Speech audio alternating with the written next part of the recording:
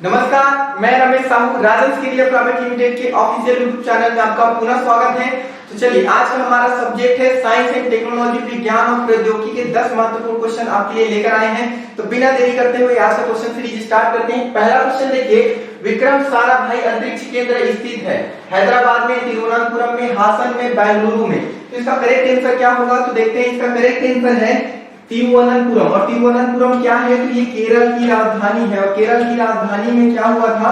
Vikram Sarabhai space centre बनाया गया था होमो जहां की भाभा के, ठीक है, सहयोग से जो विक्रम साराभाई है तिरुवनंतपुरम में क्या किए? विक्रम साराभाई स्पेस सेंटर यहाँ पे निर्माण किया गया। कब किया गया? तो ये याद रखना 1963 में किया गया। और जिस समय इसका निर्माण हुआ उस समय इसका नाम था Thumba equatorial rocket launching centre, ठीक है। उसके बाद देखते हैं हैदराबाद में क्या है? तो यहाँ पे है नेशनल रिमोट सेंसिंग सेंटर। कहाँ पे है? तो हैदराबाद में है। उसके बाद देखिए हासन। तो हासन पहले जानते हैं कि कहाँ पर स्थित है। हासन है आपके कर्नाटक में। कहाँ पर है? कर्नाटक में स्थित है हासन। और यहाँ पे क्या है? तो यहाँ पे है MCF-1 कहने का मतलब है master control facility 1। Master control facility क्या होती है?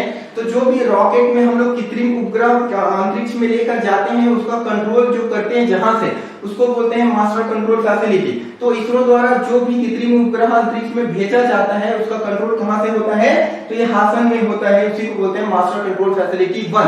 अब 1 है तो कहीं ना कहीं इसका 2 भी होगा। तो याद रखिए, इसका जो 2 है MCF-2 वो कहां पे है? भोपाल में है। वो कहां पे है? भोपाल में। चलिए, तो यहाँ पर देखते हैं बेंगलोर में क्या है? तो बेंगलोर में इसरो का हेडक्वार्टर है। इसरो का हेडक्वार्टर कहाँ है? बेंगलुरु में है। तो ये भी इंपॉर्टेंट क्वेश्चन है, इसको याद रखिए। सारे बहुत ही महत्वपूर्ण क्वेश्चन है। तो इसका करेक्ट आंसर क्या होगा? तिरुवनंतपुरम। चलिए नेक्स्ट क्वेश्चन की ओर बढ़ते हैं। अगला क्वेश्चन देखिए, अगला क्वेश्चन है इसरो का गठन कब हुआ? तो देखते हैं इसरो का गठन कब हुआ। तो इसरो, ये देखो इसरो का सिंबल है जिसका गठन कब हुआ? 15 अगस्त 1969 में इसका गठन हुआ, ठीक है। और गठन हुआ उस समय इसका हेडक्वार्टर कहाँ को बनाया गया? हेडक्वार्टर बनाया गया आपका बेंगलुरु को इसका क्या बनाया गया? हेडक्वार्टर बनाया गया, ठीक है। चलो उसके बाद देखो, तो करेक्ट आंसर क्या हो जाएगा? 1969 में ये हुआ, ठीक है। उसके बाद देखते हैं 1974 में क्या हुआ। तो 1974 में क्या हुआ? प्रथम, याद रखना, भूमिगत परमाणु परीक्षण हुआ। प्रथम भूमिगत परमाणु परीक्षण भारत द्वारा, याद रखना, भारत ने प्रथम परमाणु परीक्षण कब किया? तो 1974 में किया, ठीक है। तो भूमिगत किया गया था, ठीक है। और इसका कोड नाम रखा गया था। तो इसका कोड नेम क्या था? तो स्माइलिंग बुद्धा इसका क्या रखा गया था? कोड नाम रखा गया था। स्माइलिंग बुद्धा इसका कोड नाम रखा गया था। 1975 में क्या हुआ था? तो याद रखना 1975 में भारत का प्रथम कृत्रिम उपग्रह लॉन्च किया गया था जिसका नाम क्या था? आर्यभट्ट को लॉन्च किया गया था। कब?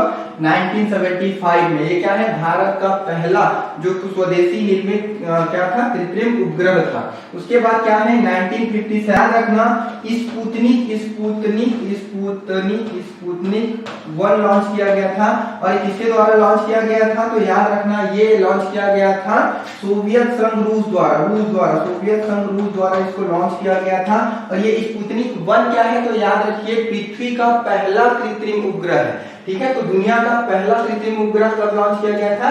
1957 में, ठीक है। किसके द्वारा किया गया था? तो सोवियत संघ रूस द्वारा किया गया था। तो ये भी महत्वपूर्ण क्वेश्चन है। इसका करेक्ट आंसर क्या हो जाएगा? इसरो का गठन हुआ था 1969 में। चलिए नेक्स्ट क्वेश्चन की ओर बढ़ते हैं। अगला क्वेश्चन देखिए, निम्न में कौन सा सतह से हवा मार करने वाली मिसाइलें हैं? तो देखिए यहाँ पे मिसाइल के बारे में पूछा गया है। तो मिसाइल के बारे में थोड़ा सा जानते हैं कि भारत को क्यों मिसाइल बनाने की जरूरत पड़ी। भारत मिसाइल बनाना नहीं चाहता था, बट याद रखिए भारत हुआ 1947 में आजाद हुआ।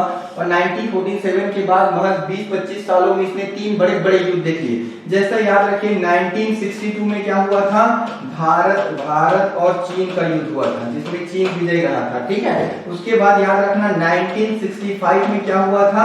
तो भारत और पाकिस्तान का युद्ध हुआ था जिसमें भारत विजयी रहा था। उसके बाद याद रखना 1971 में क्या हुआ था? तो बांग्लादेश की आजादी के लिए हम लोग किससे लड़े थे? आजादी, इसके लिए हम लोग लड़े थे पाकिस्तान से। तो याद रखना 1947 में भारत आजाद हुआ और वहां 20-25 सालों में इतने 3 बड़े बड़े युद्ध देख लिए। तो कहीं ना कहीं समझ में आ गया कि हमको भी आने वाले समय में मिसाइल की जरूरत पड़ेगी। तो इस समय याद रखना तत्कालीन प्रधानमंत्री कौन थी, तो उस समय 1978 और 79 के समय 1978-79 के समय तत्कालीन जो प्रधानमंत्री थी इंदिरा गांधी, इसने क्या किया, इसने याद रखना इसने एक डेवलपमेंट प्रोग्राम लॉन्च किया, ठीक है, जिसका नाम क्या था, मिसाइल, ठीक है, इंटीग्रेटेड मिसाइल डेवलपमेंट प्रोग्राम। इसका नाम क्या था, इंटीग्रेटेड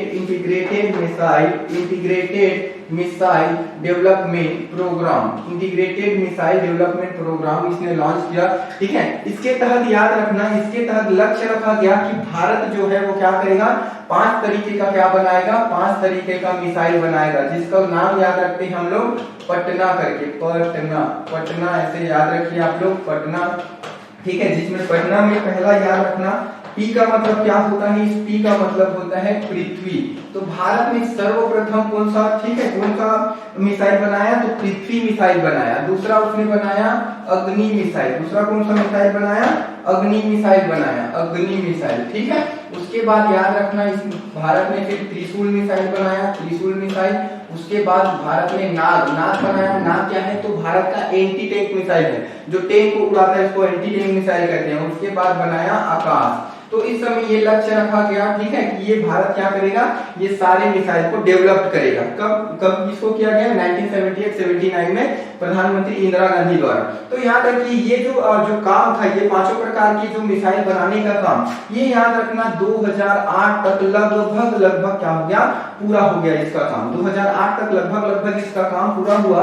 और 2008 के बाद क्या हुआ, इस जो मिसाइल डेवलपमेंट प्रोग्राम था, इसको सिर्फ अग्नि मिसाइल डेवलपमेंट प्रोग्राम के रूप में लॉन्च कर दिया गया। तो भारत 2008 के बाद ये सभी को तो बना लिया, अब उसके बाद 2008 के बाद ये सारे मिसाइल नहीं बनाता भारत, इसके बाद सिर्फ वो अग्नि मिसाइल बनाता है। भारत सिर्फ अब क्या करते हैं, हम लोग सिर्फ अग्नि मिसाइल बनाते हैं। और अग्नि मिसाइल के अलग अलग वर्जन आ चुके हैं, ठीक है। जैसे अग्नि 1, अग्नि 2, अग्नि 5 तक अभी हम लोग हाल ही में अग्नि 5 को क्या किए, उसका परीक्षण किए थे, और अग्नि 6 पर अभी हमारा काम चल रहा है, ठीक है। तो यहाँ पर देखते हैं कि इसका करेक्ट आंसर क्या होगा, सतह से सतह वार करने वाली मिसाइल क्या है। तो देखते हैं ब्रह्मोस क्या है, तो ये सरफेस टू सरफेस वार करता है, सतह से सतह वार करता है, ठीक है। और त्रिशूल क्या करता है, तो ये याद रखना, ये सतह से सरफेस टू एयर वार करता है। सरफेस टू एयर कहने का मतलब सतह से हवा मार करता है। तो इसका करेक्ट आंसर क्या हो जाएगा, त्रिशूल मिसाइल। और यहाँ पर देख रहे हैं ये जो डायग्राम आपको दिख रहा है, यही हमारा त्रिशूल मिसाइल है, जो सरफेस से एयर में वार करता है। उसके बाद देखिए नेक्स्ट क्या है, अग्नि मिसाइल भी क्या करता है, तो सरफेस टू सरफेस वार करता है, सतह से सतह मार करने वाली मिसाइल है। उसके बाद देखिए अस्त्र क्या है, तो ये एयर टू एयर मार करता है, ठीक है। हवा से हवा में मार करने वाला भारत के पास कौन सा मिसाइल है, तो अस्त्र मिसाइल है। और ये जो त्रिशूल है, ये सरफेस टू एयर मार करता है, तो इसीलिए याद रखना इसका करेक्ट आंसर हो जाएगा त्रिशूल। चलिए नेक्स्ट क्वेश्चन की ओर बढ़ते हैं। अगला क्वेश्चन देखिए, साइट कार्यक्रम किससे संबंधित है, मौसम विज्ञान से, रक्षा कार्यक्रम से, जनसंख्या से और दूरसंचार से। तो साइट कार्यक्रम क्या है, तो देखते हैं। सबसे पहले इसका क्वेश्चन पूछा जाता है कि साइट का फुल फॉर्म क्या है, तो सैटेलाइट इंस्ट्रक्शनल टेलीविजन एक्सपेरिमेंट। इसका फुल फॉर्म क्या है, सैटेलाइट इंस्ट्रक्शनल टेलीविजन एक्सपेरिमेंट। कब एस्टैब्लिश किया गया था इसको, तो इसका निर्माण किया गया था 1975 में। और ये करता क्या है, तो ये दूर संचार से संबंधित है, टेलीविजन में संचार से संबंधित है, याद रखना। तो इसका करेक्ट आंसर क्या होगा, दूर संचार हो गया। तो साइट कार्यक्रम के बारे में 3 पॉइंट याद रखना, इसका फुल फॉर्म, कब एस्टैब्लिश किया गया था और ये किससे संबंधित है। ये 3 क्वेश्चन आपको साइट से पूछा जाता है। चलिए नेक्स्ट क्वेश्चन देखते हैं, ASLV यान द्वारा कितने द्रव्यमान के उपग्रह को भूमि, ठीक है, भू कक्षा में पहुंचाया जा सकते हैं। तो ASLV क्या होता है, तो पहले देखो भारत जब ठीक है प्रक्षेपण यान बना रहा था, तो फर्स्ट जनरेशन में उसने क्या बनाया, ASLV बनाया, सैटेलाइट लॉन्च व्हीकल बनाया। दूसरे जनरेशन में उसने क्या करा, ASLV augmented satellite launching vehicle बनाया। फिर थर्ड जनरेशन में पोलर सैटेलाइट लॉन्चिंग व्हीकल बनाया, और फोर्थ जनरेशन में जियोसिंक्रोनस लॉन्चिंग व्हीकल बनाया, ठीक है। तो याद रखना ये ASLV क्या है, तो सेकेंड जनरेशन का भारत का प्रक्षेपण यान है। प्रक्षेपण यान क्या होते हैं, जो कृत्रिम उपग्रह को अंतरिक्ष तक पहुंचाते हैं, उसको प्रक्षेपण यान कहते हैं, ठीक है, रॉकेट कहते हैं। तो ये जो ASLV है ऑगमेंटेड सैटेलाइट लॉन्चिंग व्हीकल, याद रखना ये कितना केजी, ठीक है, कितना केजी के उपग्रह को ऊपर ले जा सकता है, तो ये 100 से 150 केजी के उपग्रह को कहां ले जा सकता है, अंतरिक्ष में ले जा सकता है। और अंतरिक्ष में कौन से ऑर्बिट में ले जा सकता है, तो लियो ऑर्बिट में, लोअर अर्थ ऑर्बिट में ले जा सकता है। ठीक है, देखो अर्थ में अलग अलग ऑर्बिट बांटे हैं, ठीक है, जिसमें लियो, मियो, हियो और जियो ऑर्बिट होते हैं। Low earth orbit, medium earth orbit, high earth orbit और जियो अर्थ ऑर्बिट। तो ये कहां तक ले जा सकता है, तो ये याद रखना कृत्रिम उपग्रह को ओनली लियो कक्ष में ले जा सकता है। कितना स्टेज का है, तो 5 स्टेज में पूरा होता है। तो जैसे ये स्टेप बाय स्टेप बना रहता है, तो इसमें 1 2 3 4 और 5 स्टेप का क्या है, ये मिसाइल है। उसके बाद याद रखिए इसमें कौन सा फ्यूल यूज करते हैं, तो सॉलिड फ्यूल यूज करते हैं। फ्यूल को याद रखना मिसाइल की भाषा में प्रणोदक कहते हैं, तो आपको प्रणोदक के रूप में पूछा जाएगा कि याद रखना, ठीक है। ASLV मिसाइल में कौन सा प्रणोदक यूज करते थे, तो सॉलिड फ्यूल यूज करते थे, ठोस प्रणोदक यूज करते थे। तो ये सारे क्वेश्चन भी आपको याद रखना है। चलिए, तो इसका करेक्ट आंसर क्या हो जाएगा, 100 से 1.5 केजी के 150 केजी के उपग्रह को ASLV कहां ले जा सकता है, लियो कक्षक में ले जा सकता है।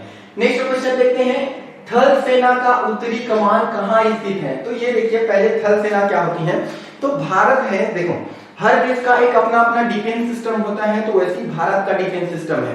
हर देश, हमारे देश की जो डिफेंस सिस्टम है उसका सर्वोच्च जो, ठीक है, सर्वोच्च कमान होता है वो सीधा सीधा राष्ट्रपति द्वारा होता है। राज्यों में कोई डिफेंस सिस्टम नहीं होता। जो भारत का जो डिफेंस सिस्टम है वो पूरा केंद्रीय मंत्रिमंडल द्वारा होता है, और जिसका हेड कौन होता है, सीधा राष्ट्रपति होता है। क्लियर है। अब ये डिफेंस सिस्टम में 3 डिफेंस सिस्टम हम लोग बना दिए हैं, जैसे थल सेना, वायु सेना और नौसेना। इन तीनों को कंट्रोल करने के लिए, ठीक है, एक हम लोग ने 2019 में एक नया पद गठित किया जिसका नाम क्या है, CDS, ठीक है, चीफ ऑफ डिफेंस स्टाफ। तो चीफ ऑफ डिफेंस स्टाफ कब बनाया गया, तो 2019 में बनाया गया। जिसके प्रथम चीफ ऑफ डिफेंस स्टाफ कौन बने, तो जनरल बिपिन रावत जी बने थे। ठीक है, प्रथम चीफ ऑफ डिफेंस स्टाफ, जिसका हाल ही में 2021 में क्या हो गया था, प्लेन क्रैश में मृत्यु हो गया था। क्लियर है।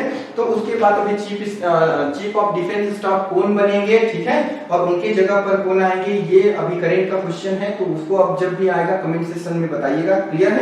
तो यहाँ पर देखिए, तो हमारा जो मुख्य सेना होती है, थल सेना, नौसेना और वायु सेना में जो प्रमुख सेना होती है वो क्या होती है, थल सेना होती है, थल सेना होती है। ठीक है, चलो, थल सेना का जो रैंक है, ठीक है, उत्तम रैंक है, उसको जनरल कहते हैं, जनरल रैंक में, ठीक है, थल सेना का सर्वोत्तम रैंक होता है। और इसके क्या है, जो थल सेना को कंट्रोल करने के लिए, भारत में एक ही सेना तो उसको कंट्रोल नहीं कर सकता एक ही जगह से, तो भारत में हम ऐसे 7 कमान बांट दिए, जिसमें एक प्रशिक्षण केंद्र है और 6 कमान है। क्लियर है। तो वो सारे के सारे कमान कहाँ कहाँ पे है उसको देखते हैं। तो भारत का जो पश्चिमी कमान है, पश्चिमी कमान मतलब वहां से उन क्षेत्रों को क्या किया जाएगा, कंट्रोल किया जाएगा। तो भारत का पश्चिमी, थल सेना का पश्चिमी कमान कहाँ पे है, चंडीगढ़ में। ठीक है, चंडी मंदिर में है। ठीक है, चंडी मंदिर कहाँ पे है, तो याद रखना ये हरियाणा में, ये कहाँ पे है, हरियाणा में है। उसके बाद याद रखना पूर्वी कमान कहाँ पे है, कोलकाता में है। उत्तरी कमान कहाँ पे है, उधमपुर में है। और उधमपुर कहाँ पर है, तो ये जम्मू और कश्मीर में है, जम्मू कश्मीर में। क्लियर है। और उसके उधमपुर यहाँ पे जम्मू कश्मीर में है। और दक्षिणी कमान कहाँ पे है, तो पुणे में है। और केंद्रीय कमान कहाँ पे है, लखनऊ में है। और यहाँ पे याद रखिए इंपॉर्टेंट चीज, सेना का प्रशिक्षण कमान, जो भी सेना होती है, थल सेना का मुख्य प्रशिक्षण कहाँ पर होता है, शिमला में होता है। ठीक है, कहाँ पे होता है, शिमला में होता है। और दक्षिण पश्चिमी कमान कहाँ पे है, जयपुर राजस्थान में। तो ये सारे कमान भी आपको पूछे जाएंगे, बहुत ही महत्वपूर्ण क्वेश्चन है, इसको याद रखिए।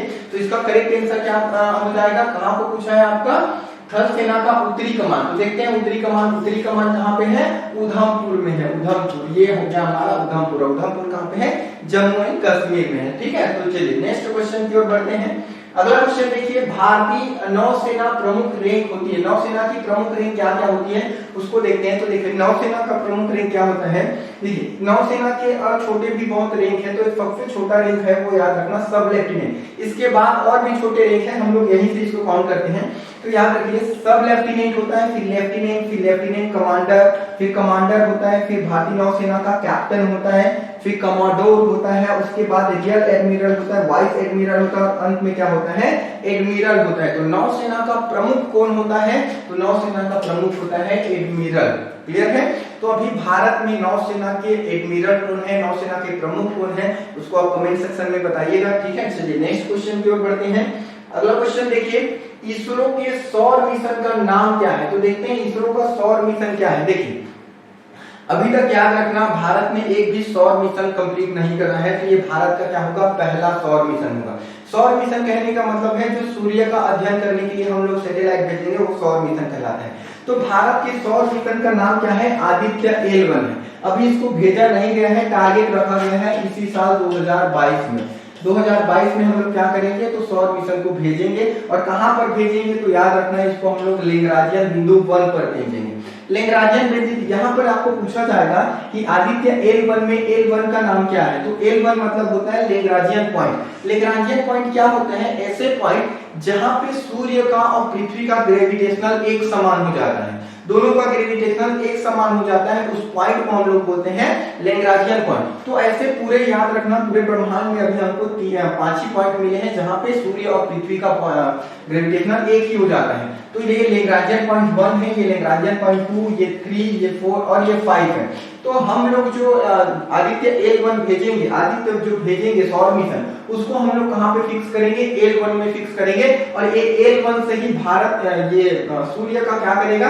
कोरोना का अध्ययन करेगा। सूर्य का कोरोना क्या होता है? तो सूर्य के सरफेस में जितना तापमान होता है उसके बाहर याद रखना और एक गोला बन जाता है जहां पे सर्वाधिक तापमान होता है। तो अभी तक वैज्ञानिक ये नहीं जान पाए हैं कि सूर्य से भी ज्यादा उसके बाहर में क्यों तापमान होता है। ठीक है, सूर्य का तापमान कितना होता है? 6000 केल्विन होता है। जनरली सूर्य सतह का तापमान कितना होता है? 6000 केल्विन होता है। और इसके बाहरी सरफेस में याद रखना, इसके कई हजार गुना क्या है? ज्यादा तापमान है। तो वैज्ञानिक अभी ये समझ नहीं पाए हैं कि सूर्य से भी ज्यादा उसके सतह के बाहर की तापमान क्यों है। तो उसी का स्टडी करने के लिए हम लोग किसको भेज रहे हैं? आदित्य L1 को भेज रहे हैं। और L1 का मतलब होता है लैग्रांजियन पॉइंट 1। क्लियर है? चलिए, तो इसका करेक्ट आंसर क्या है? आदित्य L1। नेक्स्ट क्वेश्चन की ओर बढ़ते हैं। निम्न में से कौन सी